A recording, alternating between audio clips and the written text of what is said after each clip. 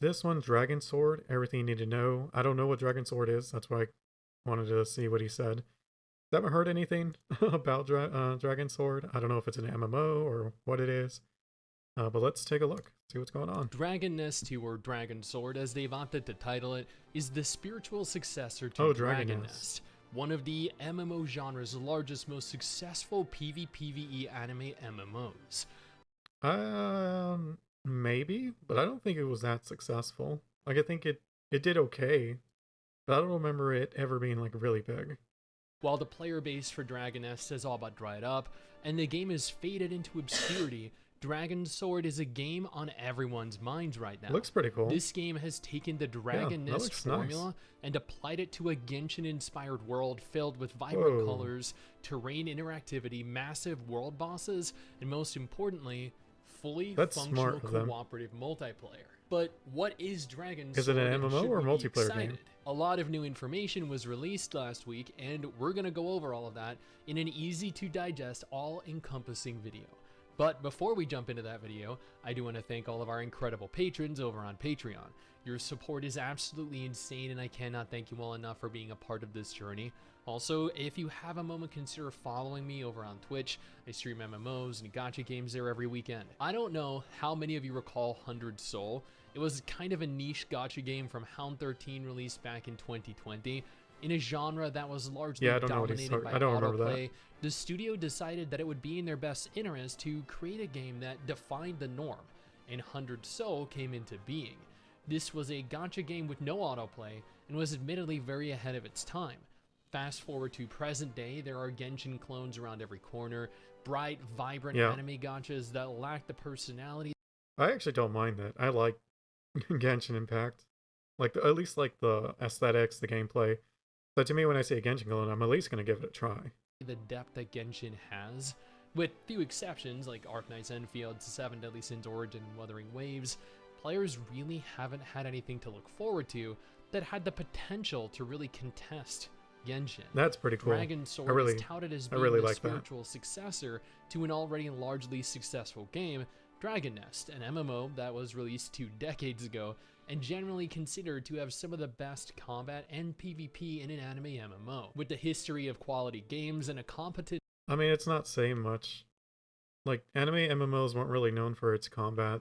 At least from what I remember. Team of programmers, Dragon Sword has the unique potential to truly stand out amongst its competition, and blending both... Like, everything on this actually looks really cool. The innovative nature of 100 Soul with Dragon Nest could potentially make for a game that stands out as better than both. 100 Soul was built using the Unity engine. Dragon Sword, however, is being built using the Unreal Engine.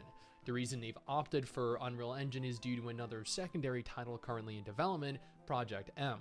Developing both games in the same engine makes it much easier for developers as they can share resources and knowledge. According to the devs, Unreal Engine also allows for more advantageous rendering and multi-environment construction. Now, Dragon Sword, while generally considered to be the spiritual successor to Dragon Nest, is still a very different game. It shares a lot of visuals. Many players have pointed out that they see resemblances between classes.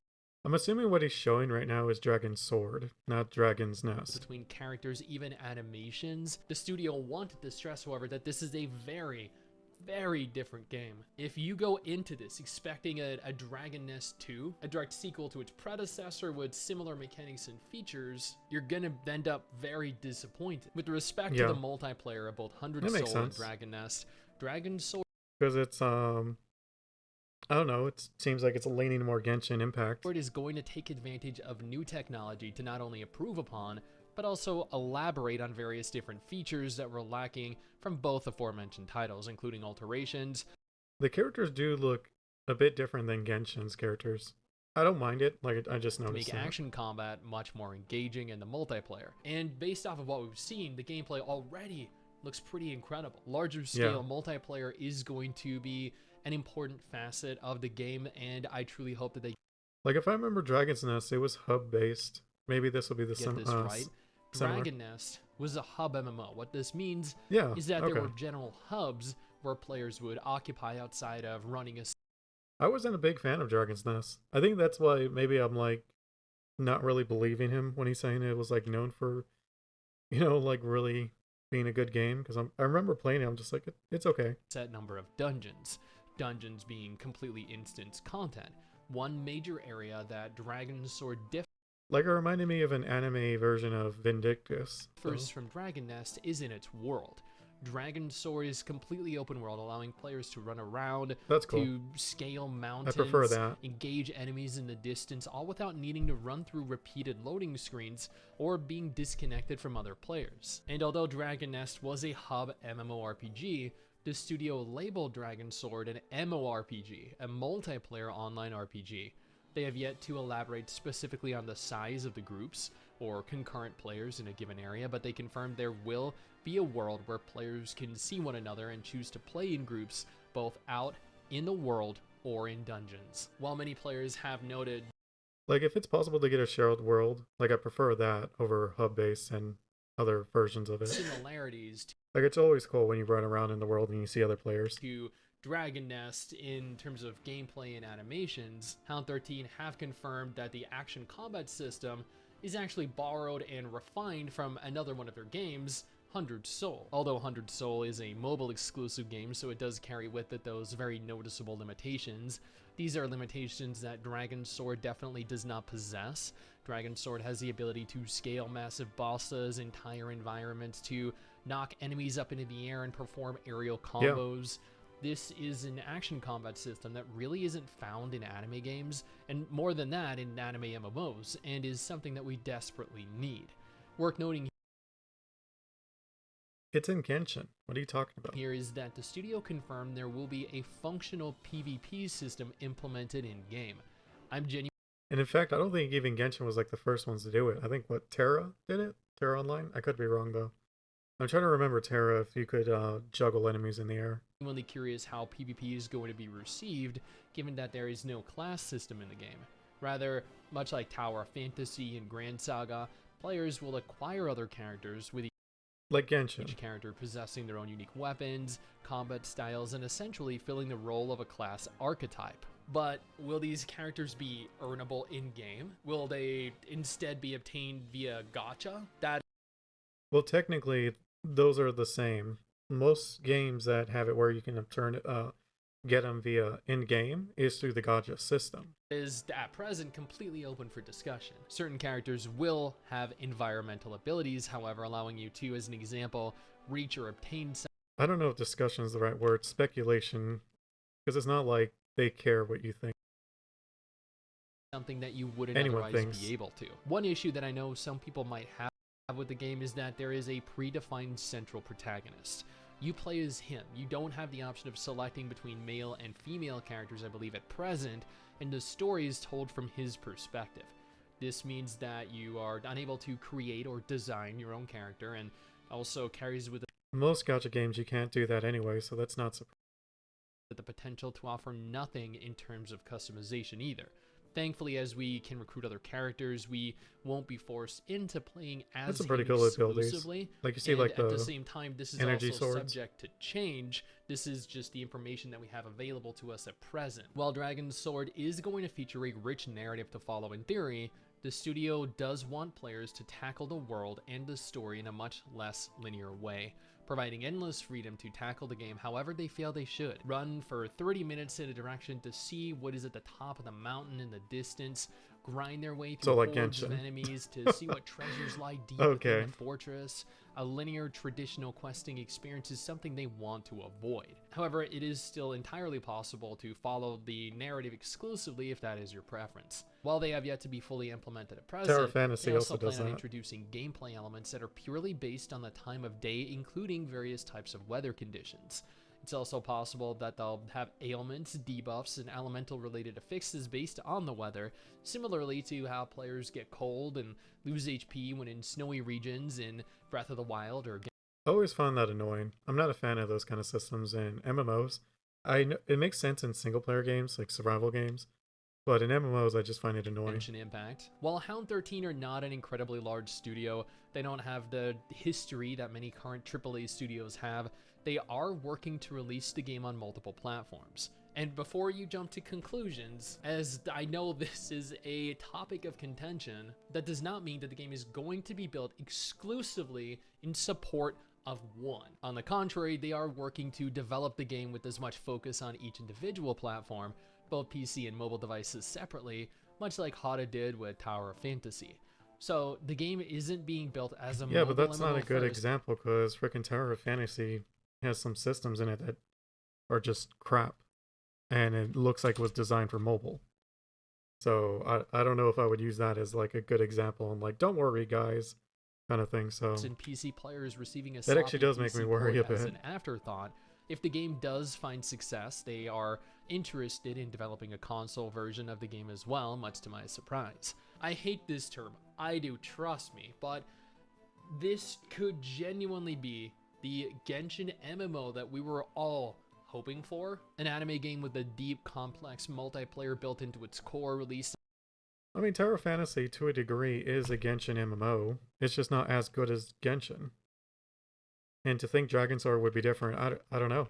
We'll have to wait and see. On every major gaming platform, that sounds like a recipe for success. Like, one of my biggest gripes with Tower of Fantasy was that it was time gated for a lot of the stuff. Like chests that you couldn't open because some arbitrary time gate. It was stupid. I can understand areas, part of the quest line, or not quest, like main quest at the MSQ, because, that's normal across, other games. But like a timer on chests you would find out in the world, it was just so dumb. To me. While the game does not have a 100% confirmed release date at present, Hound 13 did state that they will be holding closed beta tests in 2023. They did not confirm whether the beta tests will be for Asia or global, however, but given the success of both 100 Soul and Dragon Nest overseas, I wouldn't rule out the opportunity for us as Western players being able to potentially apply for access. A global release is in the works as well. This is not a game that is going to remain exclusively within Asia. It is unconfirmed whether it will be receiving a simultaneous They'd be global dumb to keep it just in their region. Just most games, if possible, they should release it internationally. It just increases the amount of people who can play your game. release, or if we'll be receiving the game after its release within its country of origin. Given it is unconfirmed whether there will be gacha functionality, it's also unconfirmed whether there will be a cash shop present or if it'll be overrun with pay to win. This is expected to be a free-to-play title. Free MMOs and free gacha games always carry that risk. We can hope not. I truly think that this game looks remarkable and Of has course the it's going to be potential free to play. a That's where the gaming industry, at least for MMOs, is going, and it does make sense to make the games free to play, just because it's like there's already the precedence of it, and there's a lot of games that are free to play. So how are you going to convince people to play your game, to pay up front when they can just try these other games instead?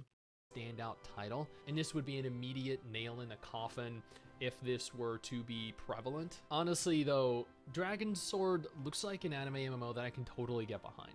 Even if it turns out to have minimal multiplayer functionality, I believe this game is unique enough that it could truly excel in the market. I do not think it Absolutely. is a Genshin clone, as some people are labeling it upon first inspection. Looks like it, but man. I can definitely see this. Based on everything we've seen so far, it kind of is. Like, you haven't mentioned a single thing that it has that Genshin doesn't, other than what I saw, like the mounts. Similarity. And of course, like the MMO part of it. But we don't even know how that works yet. This does not make the game inherently bad, though. It's just, at the end of the day, another gorgeous anime game. Now, if you're interested in other absolutely... Yeah. Yeah, I mean, I'm definitely looking forward to this one. I don't think there was any kind of release date for this. But let me just double check. Because usually he'll mention it. Dragon Sword. That's funny. It actually shows like actual swords. Why are you bringing Ninja Gaiden in here? That's funny. MMO?